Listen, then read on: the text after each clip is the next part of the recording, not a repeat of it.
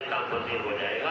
भोपाल के जब हमारे इमाम साहब ने भी पुकारे थे, आइए हाफिज मोहम्मद साहब नूरी कला, हाफिज अब्दुल हन्नान नूरी कला, हाफिज मोहम्मद अहमद नूरी कला, हाफिज मोहम्मद इकराम झारखंड, हाफिज हसन अली हसन झारखंड, ये तलबा आए और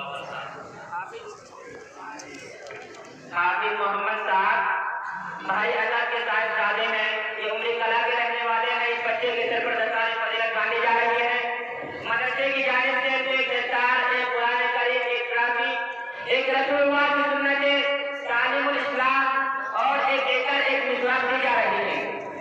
हाफिज मोहम्मद साहब, इनके सर पर हजरत वाला हजरत मुफ्ती मोहम्मद उस्मान साहब दस्तार बांध रहे हैं।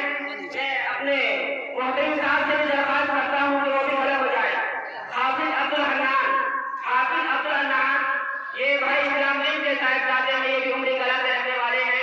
हाफिज अब्दुल हन्नान, इनके सर पर भी हजरत वाला हजरत मुफ्ती मोहम्मद उस्मान साहब दस्तार फजीलत बांध रहे हैं। इसी तरीके से हाफिज मोहम्मद हम्माद, ये भी उम्र कला से रहने वाले हैं।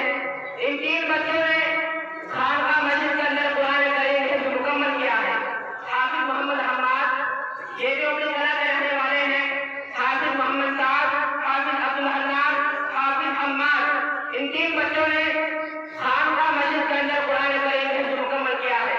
इसी तरीके से हाफिज अली हसन, ये बच्चा झारखंड का रहने वाला है, जो हमारे जामा मस्जिद के अंदर साहिब रहते हैं, उनका एक छोटा भाई है। इस बच्चे ने जामा मस्जिद के अंदर कुरान करीम मुकम्मल किया है।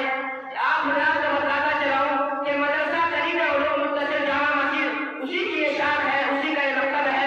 खानका मस्जिद के अंदर जो ये मकतब है, ये मदरसा करीम उलूम की जानिब से कायम है। हाफिज अली हसन झारखंड का रहने वाला है ये बच्चा, इसने जामा